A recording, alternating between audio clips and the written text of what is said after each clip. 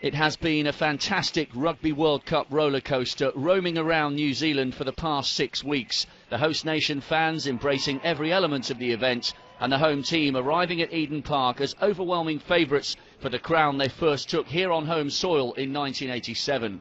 Today, just like 24 years ago, the opponents were France, who have twice ended All Black dreams in the World Cup arena. Unfancied for this final, but that's exactly how Les Bleus like it. Huge drama even before kick-off as the French marched forward in formation during the haka, the challenge laid down and accepted with relish. It was fast and physical right from the start, and the first chance came to New Zealand, an opportunity to settle the All Black nerves, but Piriwipu well wide with the penalty. French captain Dusatois then welcomed young fly-half Aaron Cruden to the World Cup final, and the bruising tackles continued, with Nonu giving Morgan Parra a first-half headache. No quarter asked, no quarter given. Great attacking line out this for New Zealand. Mialamu drawing on all those 92 caps. Here we go, Kano, it's a brilliant take. Woodcock crashing straight through the middle, and that is the most important moment in the props' life. New Zealand with the first try in this World Cup final. Wipu missed the conversion, so it was 5-0 to New Zealand after 14 minutes. France then lost fly-half Morgan Parra, still groggy and clearly devastated after failing to recover from the earlier challenge. The All Blacks continued to dominate territory, but they kept missing their chances to extend their lead. A third kick gone wayward from Wipu. He needed to find his confidence quickly. 10 has been a cursed position for New Zealand, and after 34 minutes of the match, Aaron Cruden hyperextended his knee, so fourth choice fly-half Stephen Donald came on. What a moment, and what a way to make your Rugby World Cup debut. Despite not scoring, France weren't overawed by opponent or occasion and finished the half strongly. Parra's replacement, Tron-Duc, made an immediate impact. He missed the drop goal, but instigated a promising line break. And as they headed off for half-time, Les Bleus would have been far happier than the All Blacks. New Zealand 5, France 0. France had the first chance to score in the second half. The New Zealand defence had been tight. This was their first kickable penalty, but Yashvili missed. Still 5-0 to New Zealand. The All Black centre Nonu kept making life difficult for the French, and when they didn't roll away at the ruck, another penalty, but another kicker this time for New Zealand. What a story for Stephen Donald, not included initially in the All Black squad, and last week he was away fishing. Here he is in the Rugby World Cup final, and he's extended the lead for New Zealand. And how crucial could that kick prove to be? Yashvili out to Servat. The hooker tries to go on his own, yards short of the New Zealand try line. This is the most promising attack that France have had so far in the match. Can they put the All Blacks under pressure?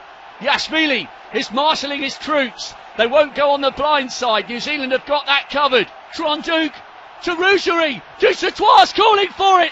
And the French captain has scored. This match is absolutely alive. Tron-Duc continued his impressive contribution, bringing France back to within a single point with the conversion. 8-7 to New Zealand, half an hour to go. The All Blacks rang the changes, but the French were on the front foot, oozing renewed belief and momentum, and their dominance at the scrum led to another penalty just inside the opposition half. This kick would put France in the lead with 15 minutes to go, but Tron-Duc is wide. Still the All Blacks hang on by a single point. France kept pressing, but every inch they went forward was met by disciplined, drilled New Zealand defending. Both teams playing for their lives. The most important line-out New Zealand have ever taken. Thorne has gathered it safely. All New Zealand have to do is keep it up their jumpers here. France have got to get something here. If not, New Zealand will have won the World Cup for a second time on home soil. They rumble on. Andy Ellis just making sure that the forwards keep it tight. France are getting desperate. There are men putting hearts and souls all across this right-hand side of the pitch. Scrum caps have come off. The French are getting impatient. Moments to die for here for New Zealand. They're leaving absolutely everything on the pitch. The clock has ticked into overtime. This is it. The French are desperately looking at the touch judge. They're getting impatient. They're going in all around. That's the wrong side, and that means it's a penalty. They'll boot it straight into touch, and there are the celebrations. They know they've done it. McCaw is trying to keep everybody calm, but it's one kick from Ellis, and New Zealand have done it.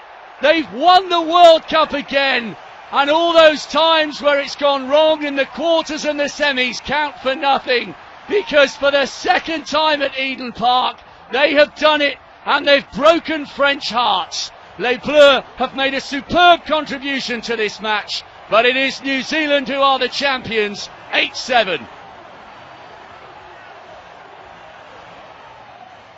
The player of his generation, the darling of a nation, Richie McCaw, with the moment he and New Zealand have dreamt of for 24 years. The William Webb Ellis Trophy has come home.